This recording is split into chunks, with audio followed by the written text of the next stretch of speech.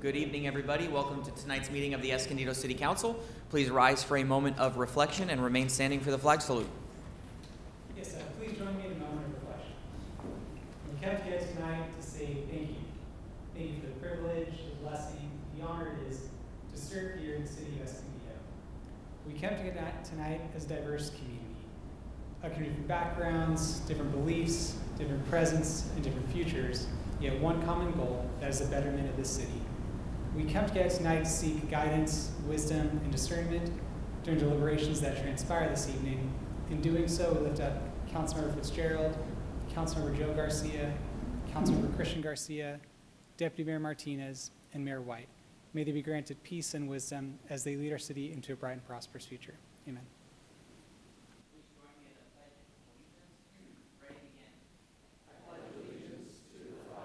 Of the United States of America, and to the republic for which it stands, one nation, under God, indivisible, with liberty and justice for all.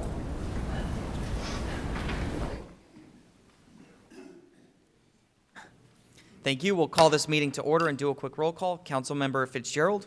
Present. Councilman Christian Garcia. Here. Councilmember Joe Garcia. Here. Deputy Mayor Martinez. Present. And I, Mayor White, am here. We do not have a report out of closed session tonight, which takes us to the consent calendar. Items 1 through 6 are on consent, and I'll go ahead to move to approve the consent calendar as is and ask for a second. I'll second. Perfect. Voting Any is open. questions or comments from the council? No? Great.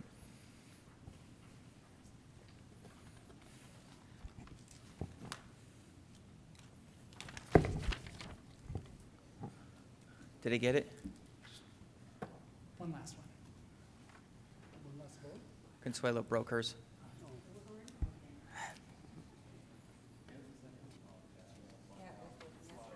It logged out? All right, I'll come over there and fix that for you. Do you affirmatively? Yes. Okay, perfect. Motion approved, 5-0. Sounds good. I'll come over. Okay, we'll move on to current business. Item 7 is an appeal, and we'll invite the appellant up, and you have 15 minutes.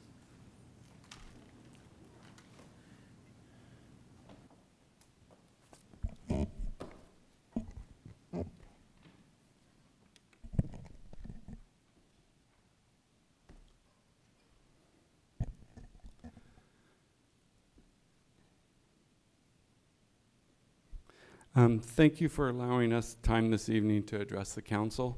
My name's Tony Strauch, and I'm a managing member of the property in question here.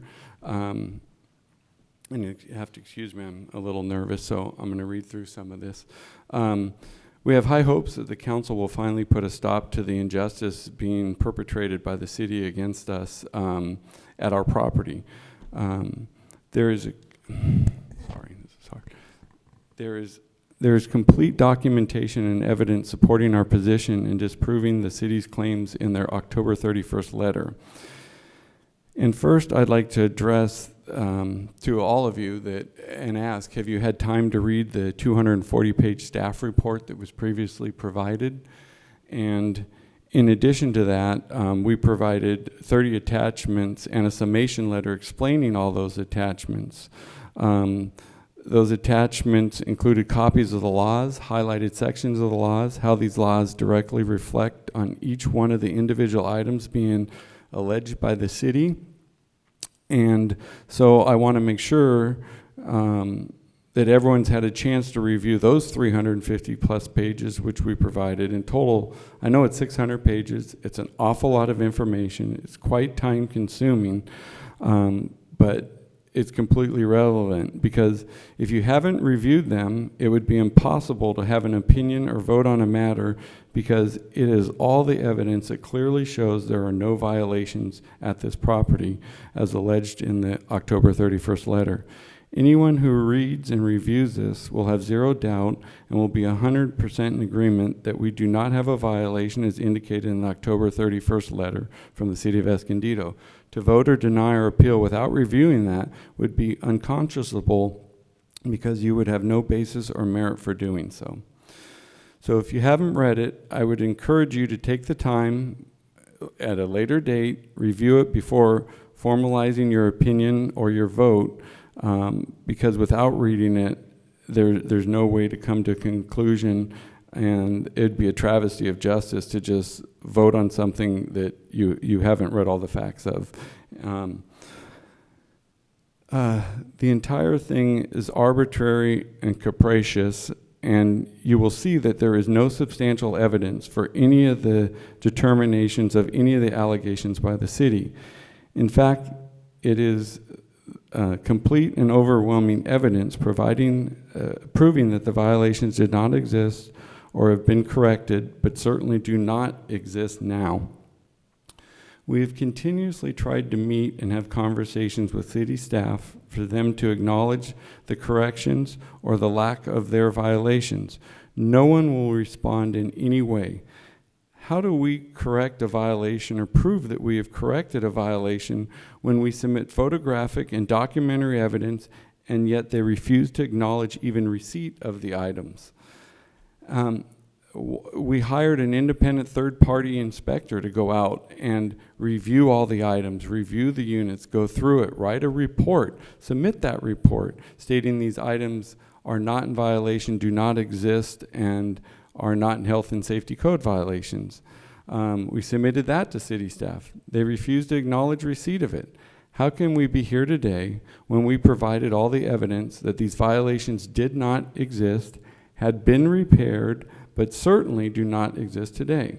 We actually filed an appeal to each one of these items that the city took our appeal. They took our check so that we could address each one of these items with you today.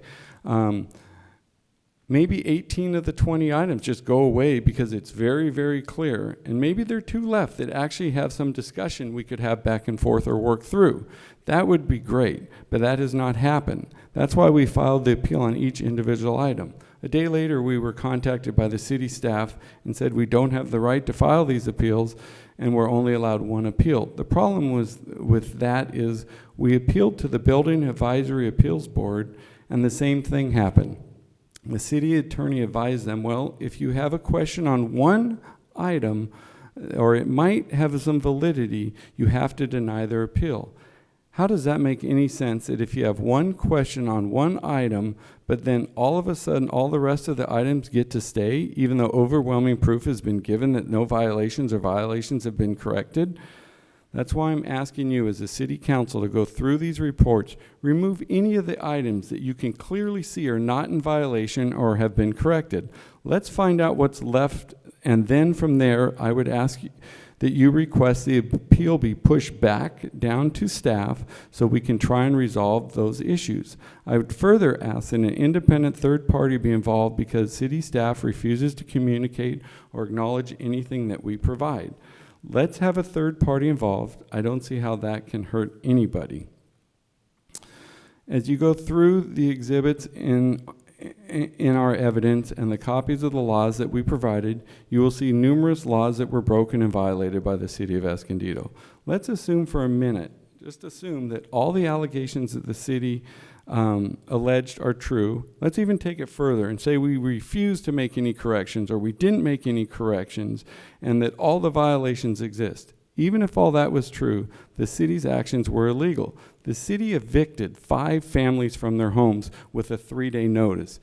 Also being that they issued us a notice of violation and repair request and within 30 minutes issued notice to vacate the tenants.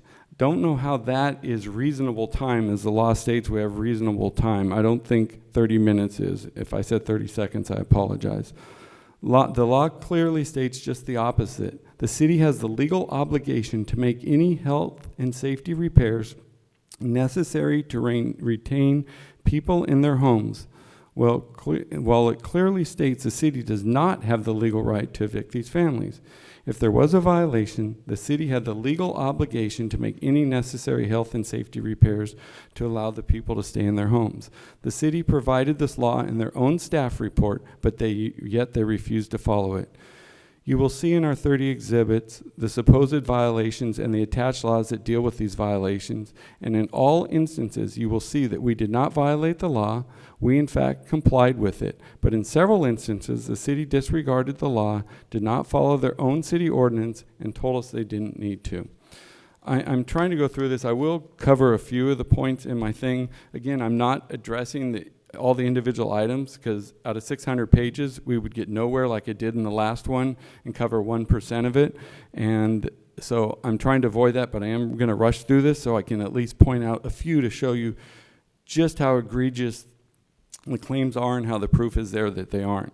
And also, in addition, you'll see in the start of my summation letter that we don't even have a valid notice that was ever given to us. They didn't even follow their own city rules, which they've put in their thing as to how to legally serve a notice. So therefore, if it's not a legally served notice, we shouldn't even really be here tonight. So if nothing else comes of all of this, I'm hoping that you'll find that there was not a valid notice and this can start over. And now that the city attorney has all the proof of what they claimed were violations, hopefully they won't be on the next letter that's issued, and we can deal with the real issue that I believe is at hand, which is zoning and use of property, not really health and safety, which they are using as a way of circumventing zoning.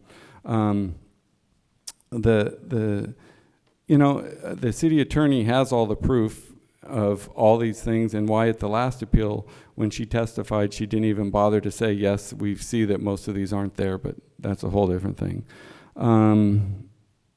Yeah, I'll just go through some of these real quickly, just to kind of show you of the violations, what we're talking about here. I'll just pick some of them here. Like Mr. Jacobson went out and he said that there are no smoke detectors, no carbon monoxide testers in any of the units. And yet he took many photographs while he was out at the property to show other items, but in those photographs, it clearly shows the smoke detectors and carbon monoxide testers, which we circled in his own photos that he provided in the staff report. So I'm not sure how he can say there are none when he took photos of them himself. Same thing with fire extinguishers. There were no fire extinguishers. Our cameras, and there's photos in there, show him standing next to the fire extinguishers. He even took pictures of the outside of the property trying to show that there was none, but you can see in his own photos the fire extinguishers. I took a photo at a different angle that clearly shows him he was trying to hide those. Item number 12 in our attachments, there's no fire-rated walls. He walked in a unit. How he determined that, they won't answer, but we hired a destructive tester to go in, open the walls, take videos of the walls, photos of the walls, and they are fire-rated, 1 hour fire-rated walls. Even though the time of construction it wasn't required, they're there because it was originally constructed as for another purpose. It had 1 hour fire-rated walls. Got 4 minutes left. Let's see. He said the gate swung the wrong way. We removed the gate. He's been out to the property 5 times prior to October 31st, saw that the gate was removed, but yet put that in there. There was a tree that touched the property roof from the neighbor. That was trimmed back 6 months ago. Photos were sent to him, city staff, to just about everyone, city attorneys, showing it didn't exist anymore. He's out at the property 5 more times since then, saw that it wasn't there. Yet he still says it's in violation in his letter. Trash and debris on the property. 6 months ago, someone illegally dumped something around our dumpster. We were notified. Same day it was cleaned up. We have full videos of Mr. Jacobson walking the property multiple times. No trash or debris, but yet in his October 31st letter, he says there's trash and debris. Again, it's just numerous things. Every single item in our letter addresses every single thing in their violation notice, and there's documented proof of every single thing. So I implore you to please go through it and look at it. And if there is a question or two on 1 or 2, or there could be a difference of opinion, let's get down to those 1 or 2 items which can easily be resolved. But let's not leave this blanket of inaccurate things, misstatements, and factual inaccuracies as to violations that don't exist. And let's stop trying to pretend that we're using health and safety as a reason to vacate our property and steal our property from us, when in fact it was zoning that Mr. Jacobson personally told me, I will never let you have 7 units there, even though when we met with the city staff and the senior planner, he said there's 7 legal non-conforming units you can continue to have indefinitely through your lifetime and the next lifetime, as long as you don't have health and safety violations. And that's why Mr. Jacobson grabbed onto that. I know I'm very limited time. I'm sorry I couldn't do the presentation even close to what I wanted, but I really hope you will take the time to look into this and stop this, and so we can all go on and continue to provide housing for people in Escondido. That is our goal. That's what we have done. We're proud of the fact we took several homeless families off of the streets and gave them housing here. Unfortunately, the city attorney evicted them and put them right back on the street when they had a very safe and happy home to live in. And we do not want to see this continue. Do you have anything to add? You want to add anything? Or? Go ahead, Julie. Yeah, go ahead. Go ahead. Go through a few more slides. Oh, let me get my glasses on. We covered that one, yeah, about the eviction. Health and safety code. I mean, the city staff even puts in their report, they show a picture of there's in there from the 1960s, the full building as it sits today. They said we added stuff. It's exactly as the city assessor has it from the 1960s. Then there was a 1994 CUP filed, and it shows a 2-bedroom apartment. The city staff puts on their report, it says that it's for temporary housing. Nowhere in the CUP, nowhere in any document, nowhere anywhere, and we've asked for it through a PRA. And by the way, we've asked for numerous PRAs, and at the last appeal, the city acknowledged that, yeah, we haven't provided them anything requested in it, even though it's been 6 weeks, because we asked for the evidence that would help support our case. Go ahead, temporary quarters, it's not, it never is in any document, but they say it is. Keep going, Julie, please. Oh. I just wanted to point out the fact that Deputy Mayor Martinez asked a question. Would you make sure your microphone is on? Hello, hi. So this basically is the letter or the email from Deputy Mayor Martinez in her district asking, is this a property supposed to be a commercial or residential property? And it was just a question, it wasn't a complaint. And the code compliance says they just opened a case and based on a complaint. There was no complaint that we've ever seen. There was just a question. We've asked for the written complaint. Mr. Jacobson swore out under oath to a judge to obtain a search warrant to search the property that he had a written complaint, which he never had. We've asked for it, cannot be produced because it doesn't exist. I had something I really wanted to add. Here's the red tag. And then as soon as Mr. Jacobson found out Mr. Zeiler was a part owner in this property, he's the one that started looking into it. And he sent an internal email that says... Hold on 1 second. If you would, to let him get through a couple more slides, they can have another 3 minutes. Thank you very much. I really appreciate that. And you'll see in his own internal, which I got through a PRA here, he spoke to Andrew. He's asking, before he's even inspected the property, what do we need to do before we have Holly, in quotes, red tag the property, basically kick everyone out of the property and take our property from us? Why would a code compliance officer, before he's ever been out to a property, say, what do we need to do to red tag this? You've seen photos of the property. I believe we have one of the nicest properties in the neighborhood, and so do a lot of other people. But unfortunately, we have one bad... I know I just sound like I'm barking off, but we have one person, whether it's a grudge, a vendetta, a dislike, a retaliation from past experiences. Mr. Jacobson made this a target. The city is full of great, wonderful people. We've had great experience with a lot of them, but unfortunately, a lot of them have jumped on to support without actually knowing all the facts. And I'm really hoping the city council can put a stop to that, look at the facts, and we stop this where it is and try and stop the damages from occurring and move forward. Any other slides? Do you think I should go, Julie? That's good. Did we cover everything right? So. Okay.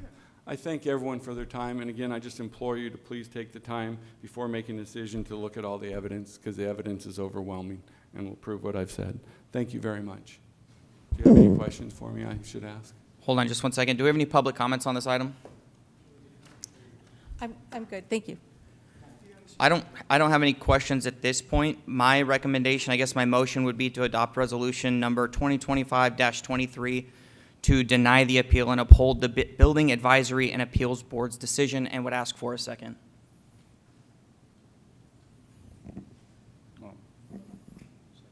I'll second it just to entertain the conversation.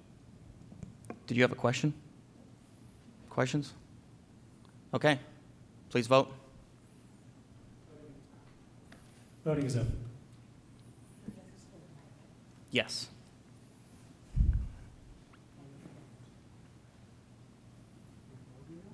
Yeah.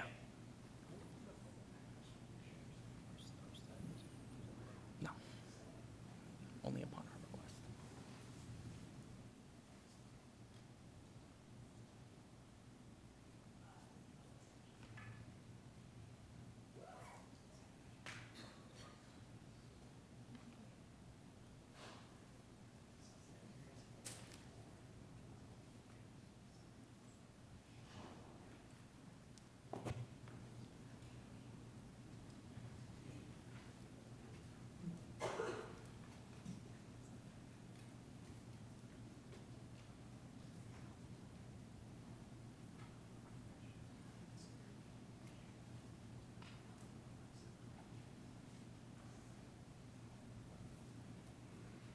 Motion approved, 4-0, and then it's 5-0 officially because Councilor Martinez has voted yes, correct? Okay, thank you, everybody. We'll move on now to item number 9, which is the feasibility study for the development of the AGTECH Innovation Center in Escondido, California.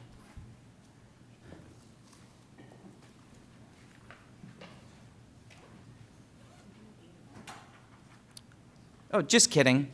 Everybody sit back down. Thank you. We're going to move on to item 8 first because it's before 9. I was wondering why you were looking at me funny. The 2024 Housing Element Annual Progress Report. Sorry about that. Time is yours. Good evening, Mayor, Deputy Mayor, members of the council. My name is Veronica Moronis. I'm our city planner, joined by Priscilla Roldan, our associate planner this evening, and we're going to do a little bit of a tag team presentation. I'm going to kick us off on item number 8, discussing housing elements more generally, and then Priscilla will take over and go into our annual progress report on the city's specific housing element. So what is a housing element? A housing element is an actual text document. It's a component of our general plan. It was originally established in 1969 and is governed by government code. It is an element of the general plan, and it is a document that is updated on cycles. We are currently within the 6th cycle of the housing element, and that is from 2021 to 2029. And the housing element focuses on adequate housing supply for all residents within a jurisdiction. Every jurisdiction within the state of California must have a housing element in order to address local housing challenges. So again, housing element is fundamentally composed of what we will call building blocks. And those building blocks are items such as public participation, last cycle's housing element, so building from what the previous cycle's text document had, what worked and what didn't. And it also requires an assessment of housing need. This is both the existing need as well as a future projection of housing need. And ideally, we are seeking, as part of the housing element, to improve and conserve housing stock, preserve at risk of affordable housing that may be going to be converted into market rate housing, and to develop new housing within that cycle. We also must identify sites, actual parcels within the city where housing could be developed. And we have to create a specific list of those sites. We must identify constraints to housing development, and these constraints have to be addressed through either removal or mitigation of such constraints. And then we have to create a program on how we take all of those things and create more housing. So when we assess the housing need, this is not something we do in a vacuum. It's actually something that comes down from a very large iterative process. The Department of Housing and Community Development ultimately produces a number in conjunction with various other state departments, including the Department of Finance, to determine what is the projected need of housing units within the state of California. That is a regional housing need demand that is determined. That then gets pushed down to the metropolitan planning organizations throughout the state. SANDAG is our MPO, and each respective metropolitan planning organization has to create their own methodology on how to take that number that region has been delegated and push it out to the select jurisdictions within their region. So they do this through a methodology that they develop, and that is what we know today as the Regional Housing Needs Allocation, or more maybe familiar as RHNA, as we refer to it a lot. So this is a table that shows all of the RHNA for each of the jurisdictions within the SANDAG region, including the County of San Diego, or the unincorporated areas. For our sixth cycle, which is that 2021 to 2029 time period, and Escondido received approximately 9,600 units that we are supposed to plan for and facilitate in some way, shape, or form through our programming and our housing element development of over that 8-year period, excuse me. So moving on, we assess the demand, we come up with a way to figure out how are we gonna put those units on the board, and we do that through identifying our suitable sites. So this is an actual list, like a table list of parcel-specific locations that we can allocate our 9,600 units to. And that in order to do that, we actually have to create a methodology and have that methodology approved by the state to identify those sites. So back in the day, you used to be able to just point to a site and say, yep, we can put housing there. Not anymore. It does require a little bit more vetting and thorough analysis. So now we then have to layer in state laws, which are ever evolving, state housing laws that come into effect during this cycle, and put that on top of figuring out where can our housing go. And that creates this list. And so this is just a little snippet of a few sites off our list. You can see it's a lot of information. It's not just the APN, the address, and the size. It's all kinds of data. And a little snippet of our sixth cycle sites inventory map. So all the colored parcels you see on that visual, those are sites that we have identified within the city. And this is just our downtown South Center City area, where we said housing could adequately be accommodated there for the purposes of our housing element. So ideally, a developer, maybe who's looking to develop housing within the city, could go to this site inventory list and look at it and know that these are parcels that the city has said housing is able to be developed here. There's less obstacles in the way to developing housing there because our housing element has tried to pave the way for that. So identifying constraints is part of creation of a housing element. We have to identify, analyze, and then again try to mitigate or remove constraints to development. What are constraints? They can both be governmental and they can also be non-governmental. So governmental constraints could be things like fees and exactions, land use controls, so permit regulations, entitlement regulations, permit process, right? Making the permitting process more streamlined or making it easier to understand. Not everyone needs to be a professional developer to develop housing, and so how do you lower that barrier to entry? Non-governmental constraints are things like land and construction costs and financing. And these are things that aren't necessarily within a local jurisdiction's ability to control, but in a housing element during that portion of creation, you still have to look at those things. You have to still identify what the state of that is currently and how it will potentially impact housing development within your community. And you also have to assess impediments to fair housing. So in the sixth cycle, anecdotally, we did this at a county region. The San Diego County worked on a county-wide impediments to fair housing, so the city didn't have to do this in a vacuum. We then move on to creating housing programs, right? We take in all of that information, all of that analysis, and as part of the general plan, we have objectives and policies that help form our programming to facilitate housing development within the city. These specific programs have to be quantified. They have to be measurable. They must address the constraints that are identified within the housing element, so they must identify how to mitigate or remove those. They also have to assist in the facilitation of housing development, and they really need to identify, they are required under state law to identify who is responsible for implementing this, what needs to be done, and when. So they are very measurable, very unique in the context of a general plan, which in my past presentation on general plans, we talked about them being very broad, broad brush strokes, general, as in the name, general plan. The housing element over the cycles and over the years has been really refined to be more specific because of the state's declared housing crisis. So the housing element is a bit unique in that it is very measurable, very specific. So Escondido's housing element, it's one of our 10 chapters of our general plan. The sixth cycle started in 2021. We originally adopted an update in August of 2021 and then subsequently had to amend it in March of 2023 in order to gain compliance with the Department of Housing and Community Development in order to obtain a certified housing element, which we received at the end of 2023 through that amendment.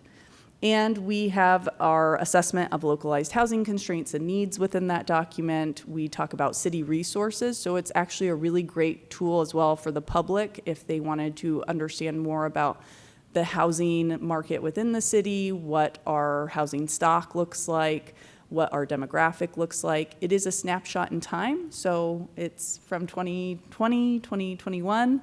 It doesn't reflect contemporary 2025 data, but it is still useful if folks had questions about housing programs within the city. And it does go over our programming and policy of what we are trying to achieve over this 8-year planning cycle.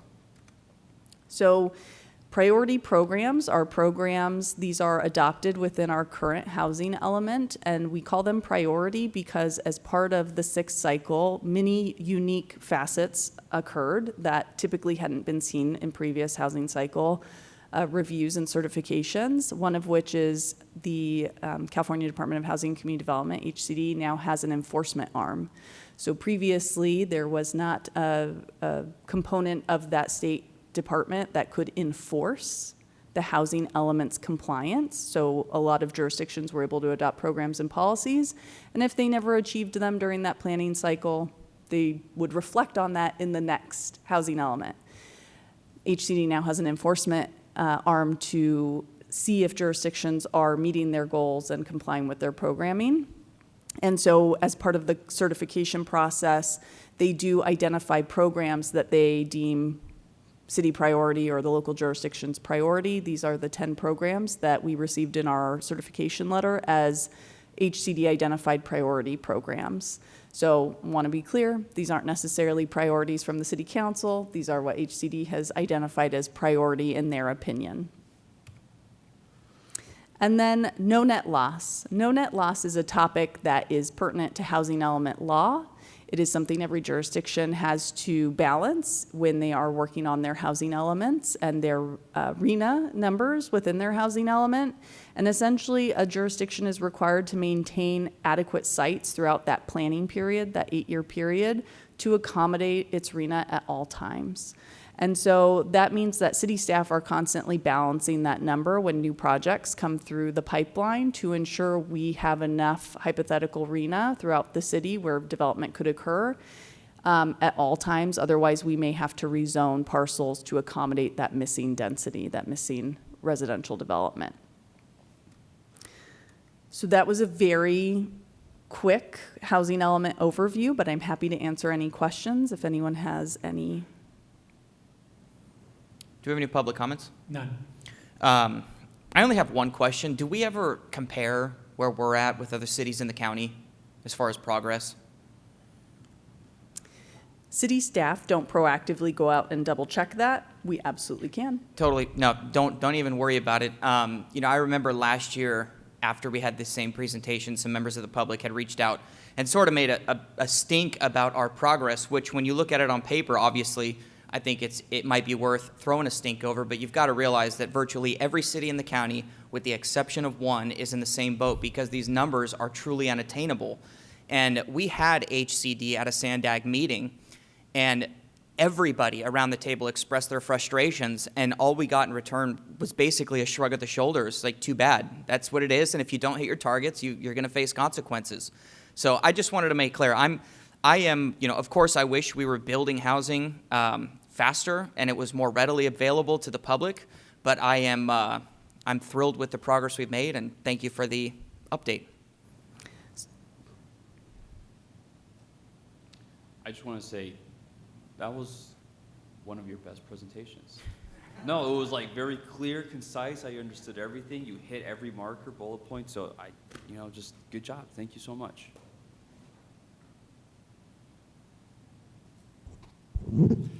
The first time I read the housing element document, just to look at it was daunting. So I would just say ditto to the simplicity of your presentation and hitting the points. And it was a good reminder of 9,607 residential properties that as a city we're seeking to do. But thank you for your presentation, and you obviously put a lot of time into it, so thank you. Thank you for the presentation, and I just want to also say I appreciate the intentional outreach that you do in the community, because I know that you start very early, letting people know, about the housing element and getting their input, because in order to update this housing element, we need stakeholder input. So I just want to say that I see you being very intentional and just reaching out early. So I really appreciate that, and I think that helps us have a stronger housing element. And I also just love how passionate and nerdy you get on housing things. Yeah, again, I want to say thank you. Great presentation, as everyone else mentioned. And I love the numbers. I love the data. So, and I really appreciate the direction we're going and everything you do behind the scenes. Thank you. Well, you will absolutely love our next presentation then, which is reporting out on where we are from the 2024 calendar year, because there are graphics and graphs. So I'll pass it over to Priscilla.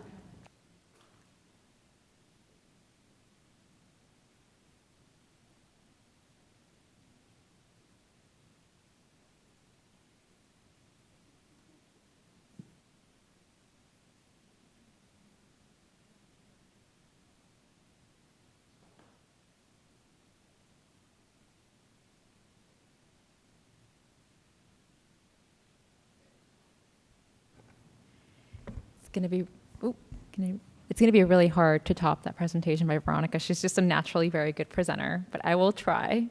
So good evening, City Council. My name is Priscilla Roldan. I'm the Associate Planner here in the Development Services Division at the City. And today I'm here to present part 2 of tonight's housing presentation, and that is the annual progress report for the 2024 calendar year for the housing element. As you heard from Veronica's presentation, reporting on the housing element is in accordance with California state law. As part of this item, there is no action required from you all other than to receive and file this presentation. So you may remember this graphic that Veronica just presented on, and this is the regional housing needs allocation assigned to cities throughout the San Diego region, including the unincorporated San Diego County, and Escondido was assigned a total of 9,607 units to build by the end of 2029. That number was split by income level, so there's very low, moderate income, and above moderate income. These are numbers that the city has to and is required to plan for, not necessarily build. We're encouraged to build that by the end of 2029. So when it comes to the housing development process, according to state law, a unit begins counting towards this RHNA allocation once it hits the construction permit issuance stage. And generally, there are 3 key milestones when it comes to the development project and the housing development process. So there is the entitlement, the construction permit issuance, and there is the final building inspection, where the entitlement stage is when a developer submits an application to the city and works with the planning department and other departments to meet zoning and local standards. The construction permit issuance stage, that's the next stage, is when a developer receives approval by the city to begin construction. Once construction is done, then a development can move to the final building inspection, and that basically ensures that a development was built according to the approved plans. At the City of Escondido, if a development receives a final building inspection, then it's cleared for occupancy, meaning that it can be rented to the public or sold. So here is an image again of our arena allocation, the 9607, and since the beginning of 2021, staff have been tracking our progress towards meeting the arena. And so on year one, 2021, the city issued a total of 249 construction permits. So in other words, there were 249 units that could be counted towards this arena allocation. Year two, there were 231 units. 2023, year three, there were 608, and the number was above average because of Palomar Heights. Last year, we issued a total of 408 units. So far, we have a total of 1,496, which is about 15% of our arena goal. So here's a graphical example of how far we've gone towards meeting our regional housing needs allocation by the income level. So starting from the left, we have about 23% for above moderate. The city has achieved a total of 3% for moderate, 12% for very low income, and 8% for very low income. Some noteworthy developments worth mentioning is the approval of a 21-unit office conversion to residential on Hickory Street, an 86-unit conversion of a hotel into single-room occupancy on Washington Avenue, a 14-unit single-family tract home development on South Citrus Avenue in Bear Valley. And of the entitled developments in 2024, 63 were multifamily, 10% single-family, and 27% ADU. Other noteworthy developments for permits that achieved the construction permit issuance stage for 2024, it includes a 145-unit senior development on Quince, a 44-apartment development on South Escondido Boulevard in Vermont, a 32-unit mixed-use development on northwest corner of South Quince and West Grand Avenue. And in 2024, of the developments that received the construction permit issuance, that includes a 56% multifamily, 17% single family, and 27% ADUs. And then finally, to close, for developments that received a final building inspection, about 53 units received final building inspection for Palomar Heights, 60 units for the Warmington project, 21 for Del Prado South. And out of all the units that received a final building inspection approval, 59% were multifamily, 13 single family, and 28% ADU. As far as programming goes, staff completed a component of program 2.1. So Veronica just spoke to the priority programs. That is one of them. And that is by developing a pre-approved ADU program. So there were a total of 4 plans that were developed, and folks can literally go onto our website and download the plans and try to build a standalone ADU with those plans.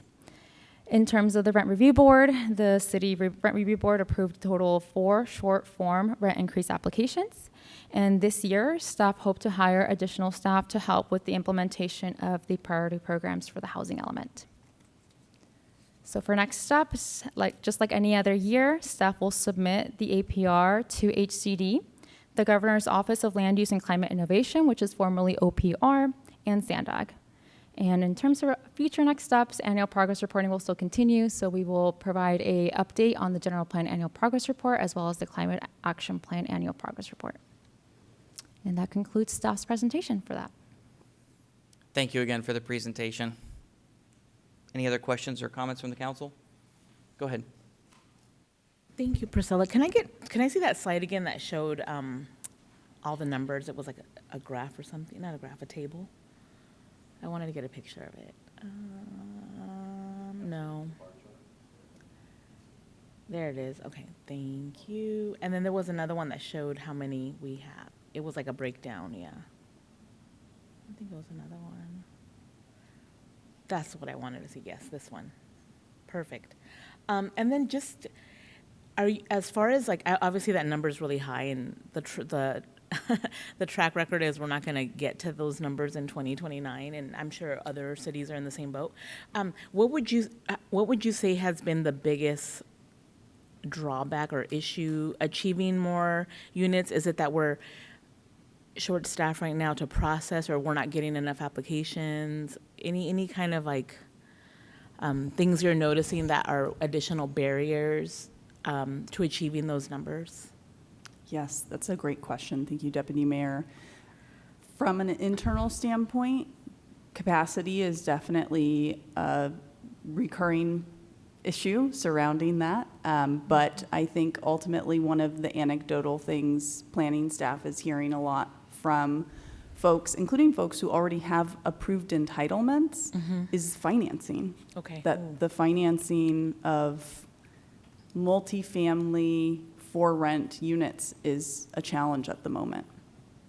Okay. Thank you. That's helpful. I have a question to that. Are we now seeing then a shift to more for sale? Because I know from what I'm hearing, and I mean you're the expert, is we're seeing a shift away from for rent to for sale because the financing makes more sense on that. Do you have any insight to that? I don't have any hard numbers on that. Anecdotally, we are seeing a fair amount of submittals of things like for sale townhomes, but if you would like more concrete numbers, we're happy to follow up. That would be great. Thank you. And Priscilla, you did just as well as Veronica, so good job. Can you go back a couple of slides, the one with all the available properties in Escondido, The sites inventory? sites inventory?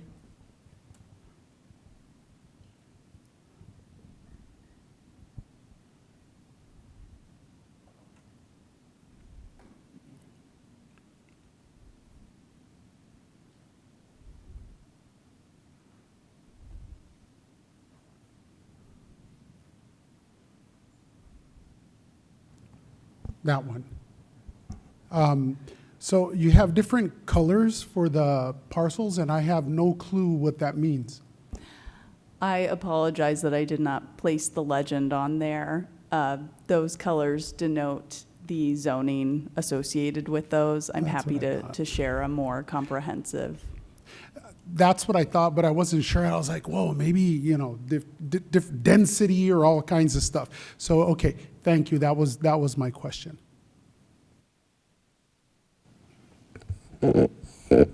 Yes, thank you for the presentation, Priscilla. That was really good. So I noticed that for the moderate income, I think on the pie it showed that only 8% of the buildings was for that. Do you foresee any increase for that market, that moderate? The city does have a program in our housing element to encourage workforce and moderate housing, and in 2021, late 2021, or maybe it was late 2020, I can confirm for you, the city did convert about 1,000 units of market rate rentals to moderate housing. Unfortunately, it occurred at a period where it didn't get to count into this cycle. So we didn't get to count that towards any moderate income, but we do still belong to the Joint Powers Authority that two separate Joint Powers Authority that facilitated that. So it is a recurring program, and if there are interested developers out there who are looking to convert their market rate to moderate, it's a potential avenue. But we haven't received a significant, if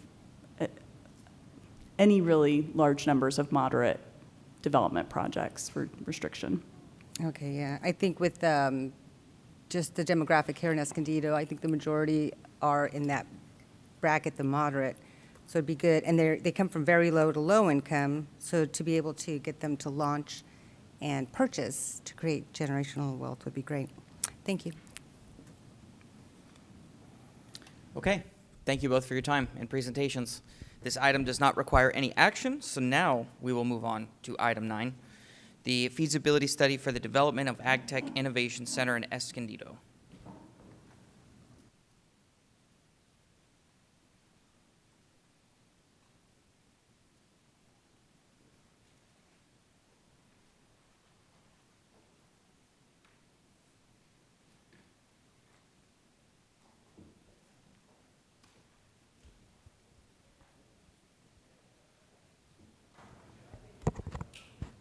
Good evening, Mayor, Deputy Mayor, and City Council members. My name is Jennifer Shenik. I'm the Director of Economic Development for the City of Escondido, and with me is my colleague Pedro Cardenas. Thank you, Mayor, Deputy Mayor, and City Council. Pedro Cardenas, Management Analyst, Economic Development. We also have two guests with us this evening, Lon Hatamia and Gabe Yatsu. Feel free to introduce which agency you are with. Good evening, Mayor, Council members. Good to see many of you again. I'm Lon Hatamia. I'm the president of the Vine Institute. Good evening. My name is Gabe Yatsi. I am the Chief Innovation Officer for the University of California Agriculture and Natural Resources, statewide division under the UC Office of the President, and with a presence across the state, including right here in the county of San Diego. Thank you. In this evening's presentation, we will review the AGTECH activities to date, the feasibility study for the Escondido AGTECH Innovation Center, and then we'll discuss next steps. So what is the origin of this project? So the city has a rich history in agriculture and it's ripe in technology. The screen shows some of those key data points that support the city pursuing a business incubator in the area of agriculture technology.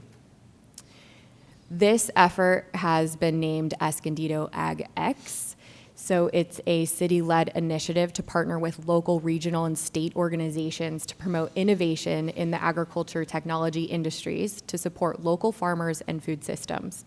This initiative is part of the City Council adopted comprehensive economic development strategy to attract and retain agriculture and ag tech companies to the city with the goal of creating more high-wage jobs.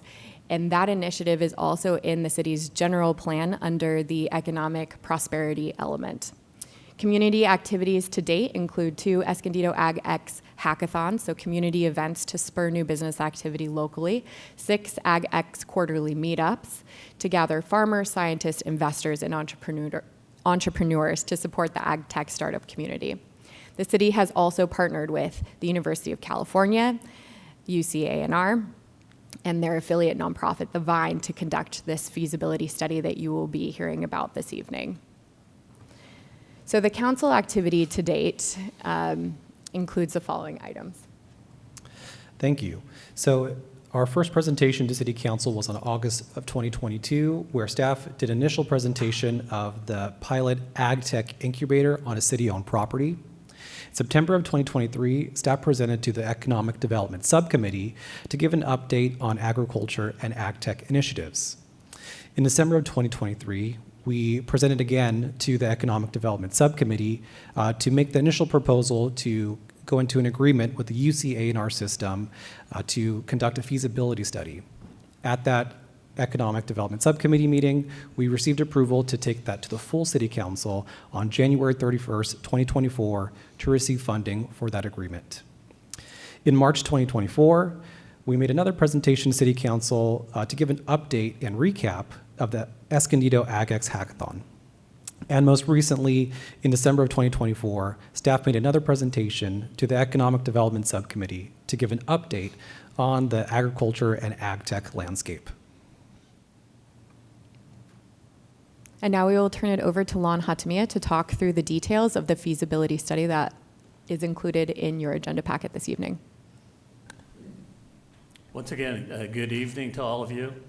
Let me introduce myself even more further. Beyond being just the president of the Vine Institute, I'm the former Secretary of Technology, Trade, and Commerce for California, where I headed up economic development for the entire state. I think most important to this study, I'm a third-generation family farmer from Butte and Yuba counties in Northern California. And I'm a 2-time administrator at the U.S. Department of Agriculture in Washington, D.C., where I headed up the Agricultural Marketing Service and then the Foreign Ag Service. So my background is steeped in agriculture, both at the state level, the federal level, but also on a practical level. And this feasibility study is very exciting, so I wanted to thank you for the opportunity to work with you. The Vine Institute was created, and I'm going to introduce Gabe in just a minute to answer some further questions, but is a statewide organization to provide local communities access to agricultural technology. We're a state of multiple regions that are complementary to one another, but we don't want to duplicate what's going on in other areas. I've done feasibility studies for the Northern Central Valley in Davis and Sacramento. We did another one in Fresno, or we're working with other communities across the state. And we look at Escondido as a center for AGTECH in Southern California. So I wanted to premise my comments based upon that. But if we can move to kind of the next slide. Oh, I can do it myself. Thank you. So this is the outline of the report. I'm not certain if you've had an opportunity to read it. It's quite extensive, but it includes an executive summary, a need and vision for an AGTECH, AgX Innovation Center here in Southern California, principally in Escondido. And why Escondido? We explained it very specifically. I think Jennifer has highlighted the importance and history of the tradition of agriculture here in Escondido. We also looked at ag technology uses for the AgX Innovation Center. We recommended specific programs that could be delivered from this AgX Center, and we proposed design alternatives and developed a financial pro forma to determine the long-term sustainability of this facility. The AgX Center is proposed at 455 North Quint Street, which is your building, and we were just over there again today. We think it has great bones to develop into really a cutting-edge ag tech facility for not only the region, but for Southern California and for California as part of the statewide network that I'm going to turn to Gabe to talk about in just a minute. As I mentioned, Escondido has a deep agricultural roots and potential to be a hub for ag tech. The goals, we establish a shared vision, access a market landscape, evaluate design alternatives, define program needs, and develop a financial model. We didn't do this just from our own analysis. We did this through stakeholder outreach in your community. We went with over 60 people. We had 4 focus groups. And this included many folks across northern San Diego County that fed our knowledge base that developed the recommendations that will be before you. And this is really a focus on economic development, job creation, and the local food system expansion. And again, we believe that Escondido is the epicenter of this for San Diego County. And we can build upon it further in terms of job creation in your community that will benefit this community and this city, but also throughout the region. Again, the project aligns specifically with your adopted SEDS, as well as the California Jobs First priorities. Agriculture is a key sector, and ag tech is essential for sustainable, resilient local food systems. We're finding that in the Jobs First initiative, that out of the 13 regions identified across the state, there are about 8 or 9 of them that have identified ag tech. And Lon, can you please explain briefly what the California Jobs First initiative is? And actually, I'm going to let Gabe talk about that in a minute. Thank you. But I just want to mention that Escondido is further along than most of the other regions because you have a facility. You've completed a feasibility study, and again, Gabe will talk about why that's applicable for funding opportunities to ensure that we can have a sustainable model at that AgX facility at Quint Street. Challengers like land conversion, high input costs, and global competition threaten local agriculture. I know there are a couple of local growers that are here today that face that day to day. Our vision that we've established, again, with the community input, is make Escondido a regional leader in ag tech and sustainable food systems. You've got really the good foundation to do it here in this community. Again, we wanted to focus on relevant, accessible ag tech, not just cutting edge, but also scalable to local needs, because the local needs, most of your average farm sizes in San Diego County are about 10 acres. So the ag tech that's applied in San Diego County is very different than what we're looking at in other regions, but it's no less important. Uses include regenerative agriculture, the Internet of Things, biotech, controlled environment agriculture, which is like indoor growing. Stakeholders express strong support, especially growers and economic development leaders across this region. Again, and we developed a 5-pronged model, which I'll talk about here in just a minute, about what we're recommending that goes into the AgX Innovation Center.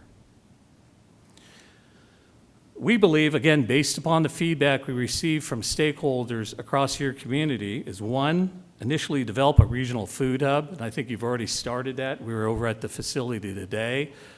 Food Shed is already starting to aggregate and distribute food from that site. We hope to build it out even further with more accessible and equipped facility. 2 is develop a business incubator to encourage new business development through agricultural technology and applications that really apply to this region. 3rd, create a consumer packaged goods laboratory and test kitchen. We found this out by our discussions with Naturally San Diego here in San Diego County, that there's a lack of opportunity for CPG, consumer packaged goods, the future of different types of food development and production that can be done with local farmers and develop new food products here in Escondido. 4th, support local agritourism. Agritourism is an exploding opportunity throughout the state, but specifically in San Diego. And we think there should be more emphasis placed upon that with an epicenter of much of that work happening here at the AgX Center. And last, build upon a Grown in San Diego brand. You have a unique, a distinctive brand that needs to be grown upon, and that's one of the things that we believe the AgX Center can build upon. Again, we're looking at an adaptive reuse of the existing 40,000 square foot building at 455 Quince Street. I'm sure many of you have seen the facility before and been there. We're proposing a phased-in layout that includes about 15,000 square feet for the food hub, about 12,000 square feet for the AgTech incubator, and then subsequently smaller spaces for the CPG lab and kitchens, and then future expansion into the parking lot for greenhouses and other potential uses. You have a great place setting to really attract those to Escondido. And then also a plan for flexible infrastructure and programming to allow for growth and resilience into the future. One of the things about the model that we establish is resilience, so that it's sustainable on its own. We generate revenues to support this AgTech Innovation Center based upon the work that's there, but based on the fees that we can certainly charge to users of the facility, as well as hopefully growth of companies that exist at the facility. Lastly, the interior improvements, furnishings, and equipment for the Food Hub, AgTech Incubator, Wet Lab, CPG Lab, CPG Test Kitchen, and so forth. We calculated that the initial cost or final cost would be about $7.5 million to fully build that up. But that's over a long, maybe a 10-year period. We could believe we can get to a phased-in period of a phase 1 establishment of much less than that to get it up and running much quicker. And then annual operating budget, we believe, is about $2 million, which again, I'll repeat, will be supported by fees and sustainable revenues that will be coming in to the business. Let me turn now to introduce my colleague, Gabe Yautze, and I wanted Gabe to talk a little bit about the connectivity of this AgX facility to the statewide network that we're establishing. Why that is so important to the longer-term success of Escondido AgX. Gabe? Thank you, Lon. I work statewide and have really been building out a statewide innovation network around the future food and agriculture, really aiming at the future of California's production of food and farming, and looking at how that's under threat from sort of a variety of places, for whether it's imports, overregulation, labor costs, water scarcity and drought, and a number of other factors. We really see at UCNR really supporting innovation both from the University of California, but also from the private sector partners as well, and the farmers themselves, and coming together in a collaborative fashion outside of a university setting in spaces like these innovation centers with programs that bring the farmers, the inventors, the scientists, the startup companies, and even the corporates and investors together in creative ways is a really important way forward for the future of food and farming in California. And it's going to be part of the solution that helps us overcome some of these critical challenges. I firmly believe that innovation is a driver to help address these things, along with novel workforce programs that sit alongside these things. So we have been working across the state in regions, in the food-producing regions of California, which all, as you know, look very, very different from each other. The Central Valley, the Salinas Valley and Central Coast, the Imperial Valley, even from this location, obviously very, very different, and then the Sacramento and northern state part of California, all have very important farming and food heritage and legacies, much like Escondido's long sort of celebrated heritage that I was very excited to learn more about as we started working here. And as we developed innovation center concepts and capabilities in these other regions, we were really looking for a Southern California hub that had a legacy of farming, that could be a convening region, that had a drive and an interest in sort of being a regional a hub for these things. And that's where the city of Escondido and Jennifer and her team, we met, we quickly aligned. She came to a global event that we had in San Francisco. There really shouldn't be any AgTech events happening in San Francisco because no food grows there. But somehow people like to go there, and corporates and investors show up. But we try to immediately to bring them to the food-producing regions of California.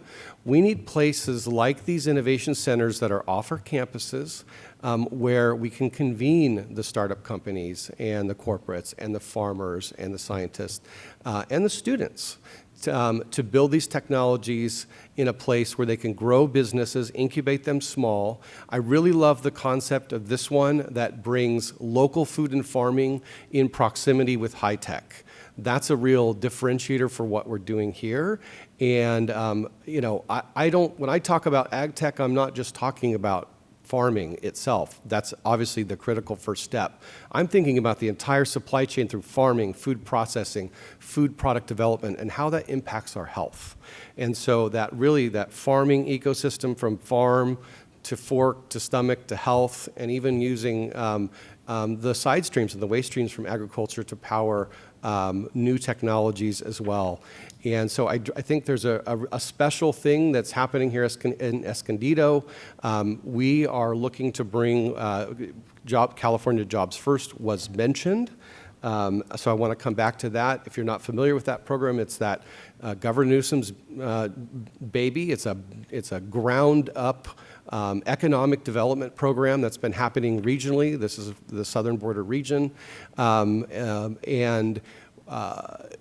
The next phase of that is called an implementation phase. We are putting together a statewide ag tech innovation network proposal to that implementation that we'd like the city of Escondido to be part of and receive funding to help advance this project forward.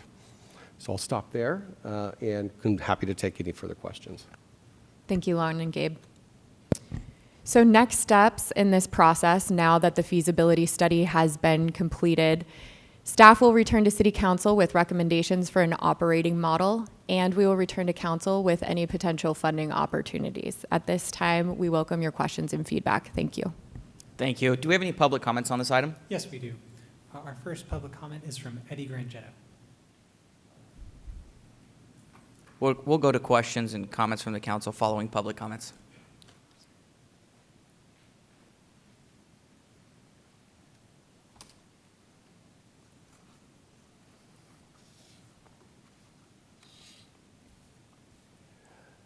Good evening, Mr. Mayor and council members. My name is Eddie Grangetta, and I'm an avocado grower in Escondido and co-founder of Escondido Growers for Agricultural Preservation, the organization that inspired the Agricultural Recycled Water Project, and a supporter of Escondido agriculture, the biggest profit provider of any business in the history of Escondido. I'm here tonight to offer my support for item number 9 and encourage the city to expedite the development of the center and then move aside and let the private sector do what they do best. Operate the center as a business without the interference and bureaucracy of organizations that have no incentives to meet deadlines and drag these projects out until they are no longer practical. I think that's an excellent recommendation. Additionally, I am here to ask for the opportunity to be an agenda item myself. To ask again if I may present our latest study on the economic contribution and ecosystem service value of avocados in the Escondido area. Looks something like this. This is the second of 2 studies. We also had this one, which was our first one back in 2011, which really highlighted the value of agriculture here in Escondido.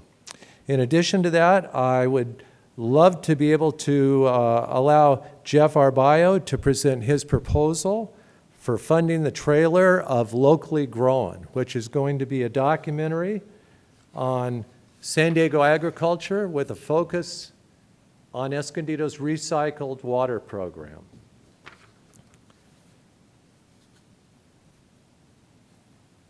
The reason this agenda item is important is due to the huge investment that the city has made with local avocado growers for agricultural recycled water, and until recently, the lack of interest within the city decision makers to recognize the avocado growers and their ability to continue to absorb added costs for their operations without the city offering an offset value for the millions of dollars and ecosystem benefits that we provide to all citizens of the community. And that's exactly what this report talks about. When we talk about non-market eco contributions, we're talking about the ability for avocado groves to be a buffer for fires, to provide carbon offsets, habitat, and they've actually put a number to that. That number is between $3,500 and $8,000 an acre annually. Your time has expired, Eddie. Thank you very much for giving me the opportunity to present, and I hope I can be an agenda item. Our next speaker is Chuck Samuelson.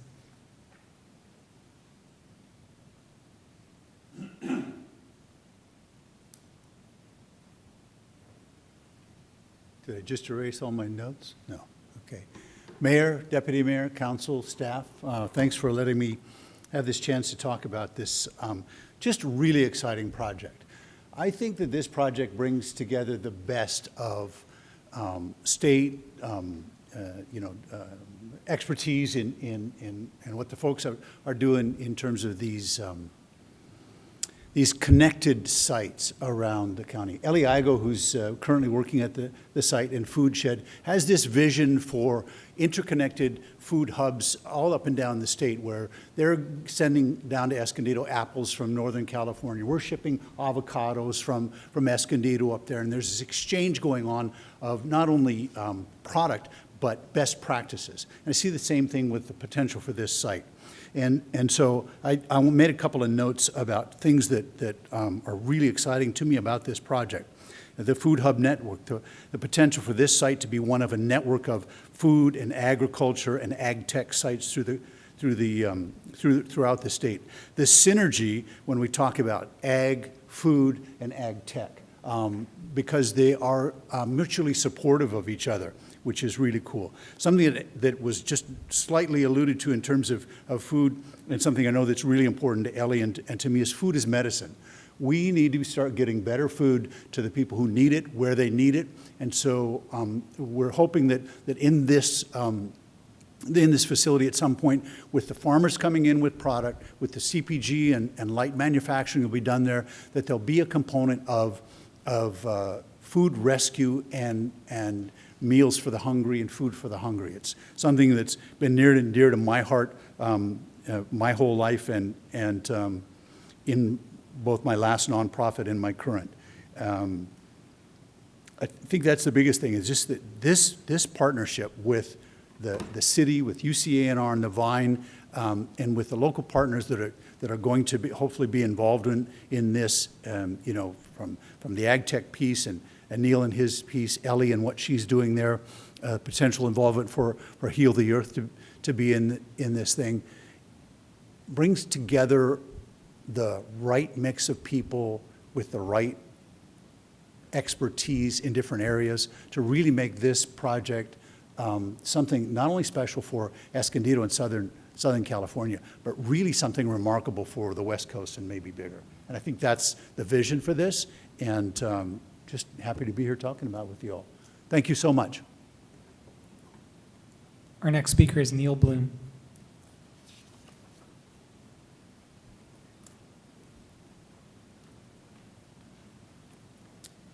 Hello, Mayor, Council, staff, thank you for having me. I play a few roles within this, this effort. As a serial entrepreneur who built talent technology, I'm very much passionate about connecting talent with opportunities. And as a consultant and specialist within building tech ecosystems, I've had the pleasure of working with city staff and the community to really understand demand. Where are founders, entrepreneurs, scientists, talent, what are they in need of?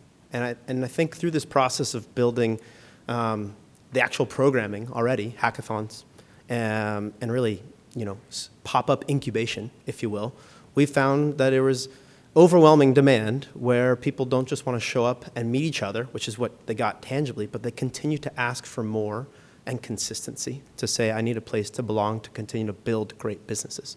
And so what's incredible to see through this feasibility study is that it kind of shown that what we've built over 2 to 3 years and what we learned from the community that they wanted it was also repeated in the study in that regard, which is very entrepreneurial in that regard. We did customer development from the very beginning. We've been running the programming that will be run in this center. We've been running it for 2.5 years.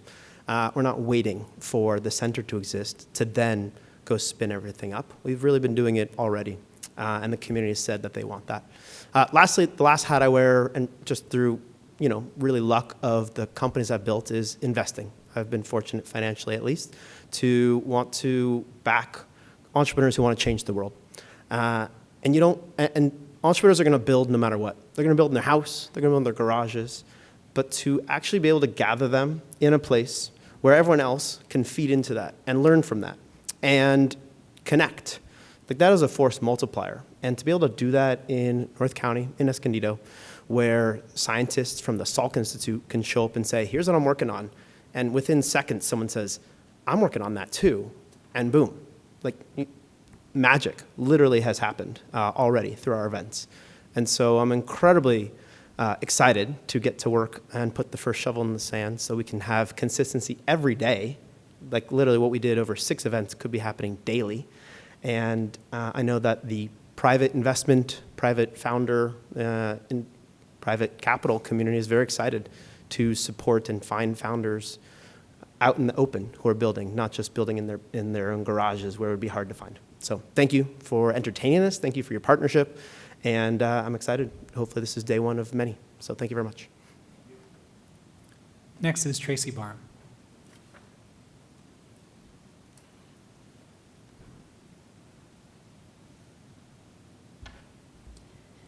Mayor, Deputy Mayor, Council members, my name is Tracy Barham. I'd like to extend my gratitude to this council for prioritizing the AgEx Innovation Center as part of your economic development strategy, and I applaud your intention to make Escondido an innovative leader through programs that strengthen San Diego County's food system. I'm also grateful to all the stakeholders whose vision and leadership has brought us to this point, and for the expertise of the Vine team in preparing this feasibility study. I'm here today to express full support for this project and also to encourage you to embrace innovation and sustainability, not only in the programs of AgEx, but also in its build-out, especially with regard to its environmental impact through energy efficiency and greenhouse gas emissions. I'm thrilled to see the recommendation of Foodshed as the food hub operator And my hope is that the building itself can also serve as an example of carbon-smart and regenerative practices. As you may know, food systems are responsible for around 1/4 of global greenhouse gas emissions. Thanks to the strong organic and regenerative movement in the county, I feel confident that sustainability will be baked into the AGTECH programming. Other parts of the food system that contribute emissions include processing, transport, packaging, and retail. I would like to see the design of the building influence these segments of the supply chain by serving as an example from the ground up, beginning with energy efficiency and emissions reductions. As discussed at the recent meeting clarifying City Council properties, you have the goal of implementing an energy plan which will reduce energy use and modernize infrastructure. This goal connects with 2 of the strategies in Escondido's Climate Action Plan, increasing building energy efficiency and increasing renewable and zero carbon energy. I would love to see an addendum to this feasibility study that names energy efficiency and reducing emissions as goals, includes budgets and ROI estimates for the initial build-out, as well as optimizing future improvements. Examples include adopting an electricity-first approach that utilizes natural gas only where required, installing electric water heaters and heat pumps for space heating and cooling, future-proofing refrigerant systems with low emissions coolants, and incorporating solar panels and battery storage. I understand that these suggestions may already be part of the behind-the-scenes details. If so, I encourage you to include them in your stated goals and communications regarding the facility so that your commitments can be celebrated. Lastly, I hope that control of AGTECH will remain local so that it will always be informed by the deep wisdom in our community and responsive to our needs. Thank you for considering this opportunity to demonstrate Escondido's leadership by walking the talk of innovation and sustainability. No further public comment on this item. Awesome. Thank you all. Thank you for being here tonight with us. Really, she just touched on what was going to be my only question, and it's the question I've received from a few people, and that is, who's running the show? Where does local control come in? So can somebody speak to that, please? Thank you, Mayor. So staff will evaluate potential options for operating the facility and come back to council with those options. We have already been exploring conversations with local and state partner, the Vine Institute. So we're going to come back to council once we've had an opportunity to further evaluate those options and speak in more detailed terms with those potential operators. Perfect. Okay, that was my only question. I've had the opportunity to serve on the Economic Development Subcommittee. I've had the opportunity to sit with both of you and ask my questions and give you my comments. So the only thing I can really say tonight is thank you, Lon and Gabe, for seeing the vision and being willing to explore a partnership with the City of Escondido, and especially to Jennifer and Neil for seeing this, vision at the very beginning of the whole thing.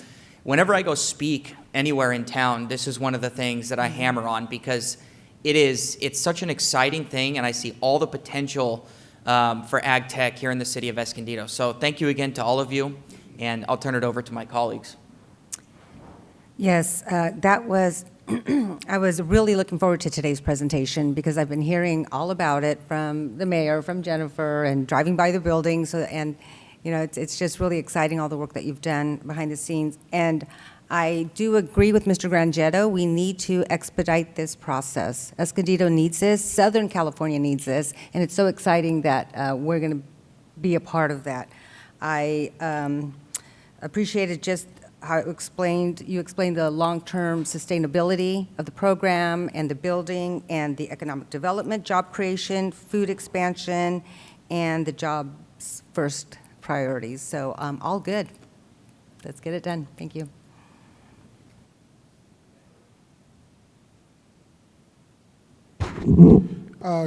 Some comments. I can see the synergy developing through the partnerships, and that is really awesome.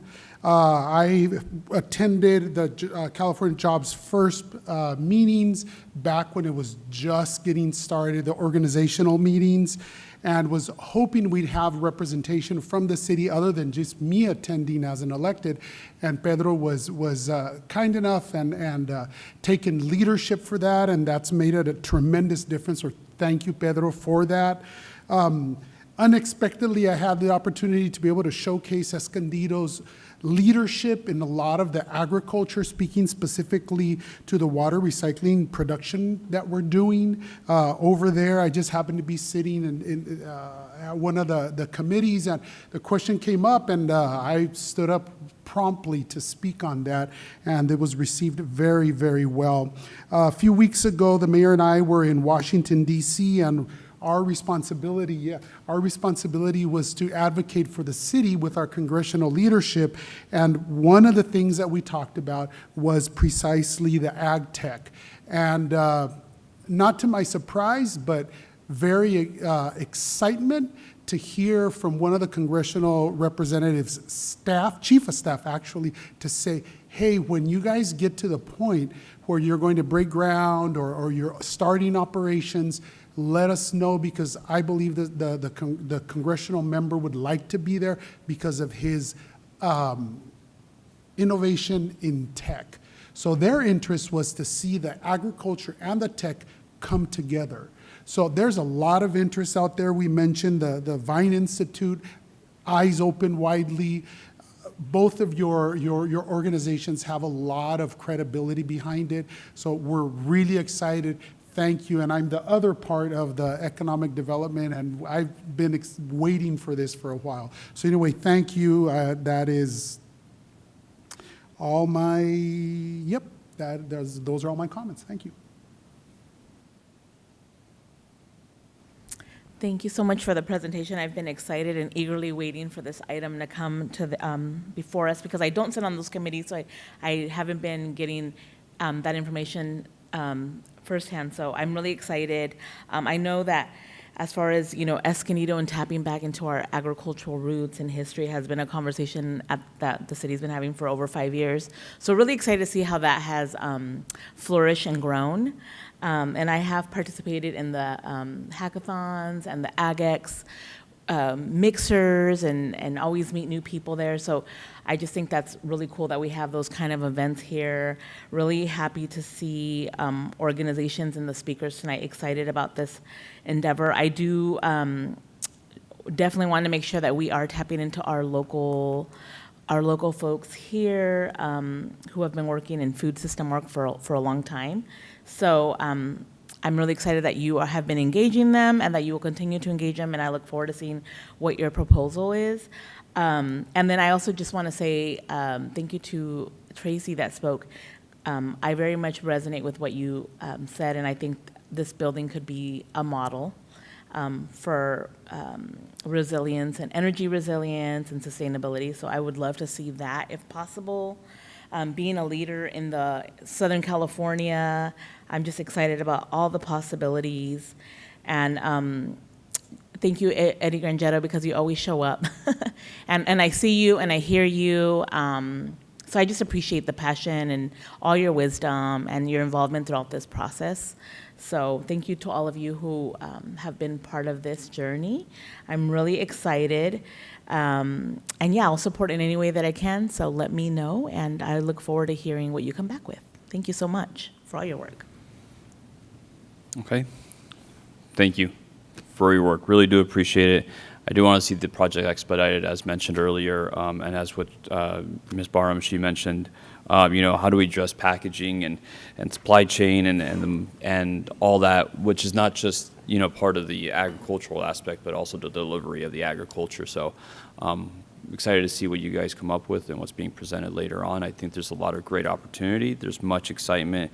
It's agricultural, economic, and environmental development. So, the fact that we're in the forefront of this is just really great. So thank you all for being here and for your insight and your wisdom. That's all for me.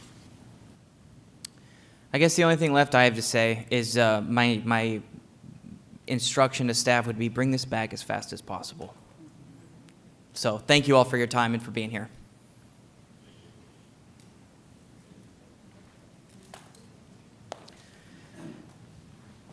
On to our future agenda. Does anybody have an item they would like to request at this time? Nope. Great. Let's go on to subcommittee reports and other reports. We'll start with Councilmember Fitzgerald. Yes, so Saturday, the Humane Society had its annual 5K walk at Kit Carson Park, and over 2,000 people attended. It was packed. I've never seen it so packed. And $150,000 were raised. So they were walking with their puppies, live band, annual event. So come out next year. Also, this is in Councilman Joe Garcia's district. I got to take a tour of Archie's Institute for Sustainable Agriculture, which ties in with all the AGTECH that we're discussing. And this was established, or this was developed to assist military personnel that suffered from PTSD. So they found that it helped calm them down, working with plants, their hands, and not around a lot of noise. They also taught them, so they taught them how to grow, and then also taught them a business model. And 17, since they've opened, 17 of those veterans are now successful business owners because of this. So that's here in Escondido. Goes hand in hand with what we're doing.